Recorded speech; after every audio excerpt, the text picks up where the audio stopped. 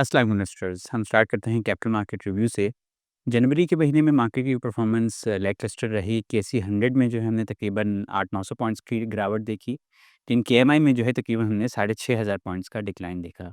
केएमआई की ज़्यादा डिक्लाइन की वजह ये है कि केएमआई इंडेक्स जो है केएमआई 30 जो है वो उसका वेट जो है एनर्जी सेक्टर की तरफ ज़्यादा टिल्टेड है। मतलब majority of the weight belongs to the energy sector और एनर्जी सेक्टर में हमने खासी करेक्शन देखी जिसमें मेन कोर स्टॉक्स थे ओजीडीसी, पीपीएल, पीएसओ वगैरह, मारी पेट्रोलियम जो कि मारी एनर्जीज़ हो गया है उसका नाम। तो इनकी हमने शेयर्स में ज़्यादा डिक्लाइन देखा।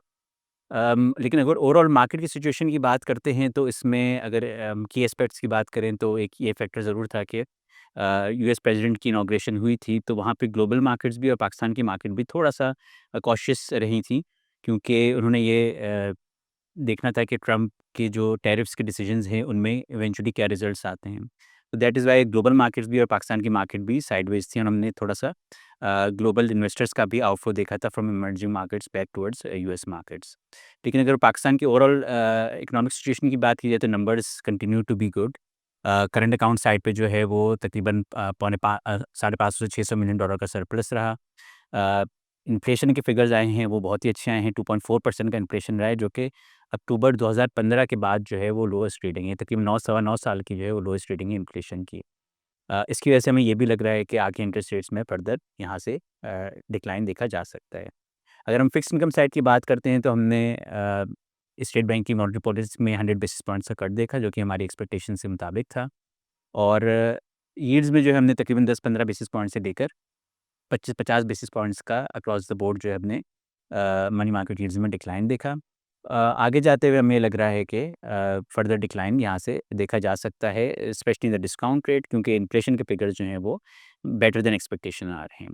अब हम बात करते हैं फंड की परफॉर्मेंस की, तो पहले बात करते हैं फिक्स्ड इनकम साइड पे। तो एनबीपी मनी मार्केट फंड का रिटर्न जो है for the month of January annualise जो है 10.5% रहा, जबकि फिस्कल रेट में इसका रिटर्न जो है 17.1% रहा है। NBP financial sector income fund की बात करें तो इसका return for the month of January जो है 11.8% रहा, जबकि annualised return 17.1% for the fiscal year रहा है।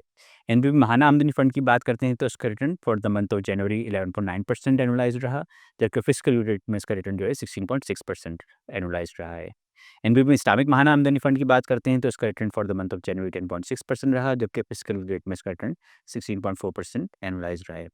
इक्विटी फंड्स की बात करते हैं तो सरमायादार फंड का return for the month of January negative 1.3% रहा, जबकि फिस्कल रेट में इसका रिटर्न जो है पॉजिटिव 46.4% है। इस्लामिक सरमायादार फंड की बात करें तो इस्लामिक सरमायादार फंड का रिटर्न जो है for the month of January negative 5.3% रहा, जबकि फिस्कल रेट में इसका रिटर्न जो है पॉजिटिव 40.8% है। एनपीपी स्टॉक फंड की बात करते हैं तो फॉर द मंथ ऑफ जनवरी इसका रिटर्न नेगेटिव 3.4% रहा, जबकि इस साल में अब तक का रिटर्न जो है 54.4% पॉजिटिव है। इस्लामिक स्टॉक फंड की बात करते हैं तो इसका return for the month of January negative 5.8% रहा, जबकि फिस्कल रेट में इसका रिटर्न जो है 50.2% पॉजिटिव है। इसी के साथ अगर अपने पेंशन फंड्स की बात करते हैं तो हमारे इक्विटी सब फंड का रिटर्न जो है वो for the month of January negative 2.1% रहा, जबकि फिस्कल रेट में इसका रिटर्न जो है 59.4% पॉजिटिव रहा है। डेट सब फंड की बात करें तो एनुअलाइज़्ड रिटर्न्स का फॉर द मंथ ऑफ जनवरी 12.5% रहा, जबकि 18.7% रिटर्न्स का फिस्कल रेट में एनुअलाइज़्ड रहा है। मनी मार्केट सब फंड की बात करें तो फॉर द मंथ ऑफ जनवरी 10.3% रहा रिटर्न इसका, और फिस्कल रेट में इसका रिटर्न जो है 16.9% एनुअलाइज़्ड है।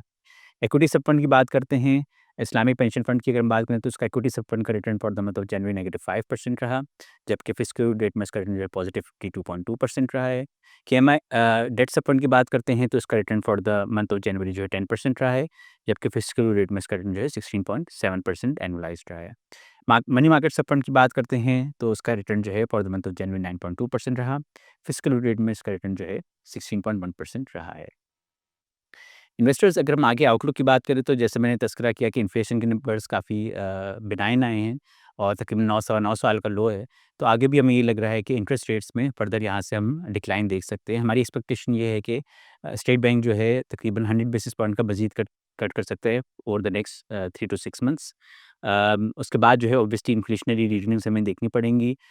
यूएस की टैरिफ पॉलिसीज़ का impact eventually on the commodities हमें देखना पड़ेगा, किस तरह से इम्पैक्ट आता है और वहाँ से इन्फ्लेशन की आउटलुक कैसे बनती है। बट अभी तक का डेटा जो है ऑन द एक्सटर्नल साइड भी काफ़ी बेहतर है, करंट अकाउंट की साइड पे भी बेहतर है और इन्फ्लेशन की साइड पे, महंगाई की साइड पे भी बेहतर है।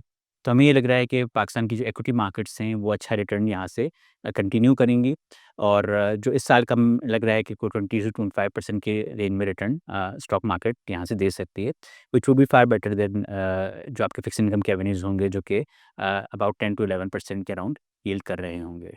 तो इन्वेस्टर्स जो लॉन्ग टर्म इन्वेस्टर्स हैं, हमें ये भी पता है कि जैसे जनवरी के महीने में हमने देखा वोलेटिलिटी होती है, तो स्टॉक मार्केट में जो लॉन्ग टर्म इन्वेस्टर्स हैं, उनको हम ज़रूर रिकमेंड करेंगे कि वो आएँ, जो कि वोलेटिलिटी को एब्ज़ॉर्ब कर सकते हैं। तो उनके लिए रिटर्न्स जो हैं, वो यहाँ से अच्छे लग रहे हैं हमें, स्ट्रॉन्ग डबल डिजिट रिटर्न्स लग रहे हैं। लेकिन वो इन्वेस्टर्स जो अपना पैसा को सेफ रखना चाहते हैं, तो हमारे money market and savings fund के थ्रू भी अपने पैसे को सेफ एंड प्रोटेक्ट कर सकते हैं। Investors, we wish you the best of luck for future investing. Thank you.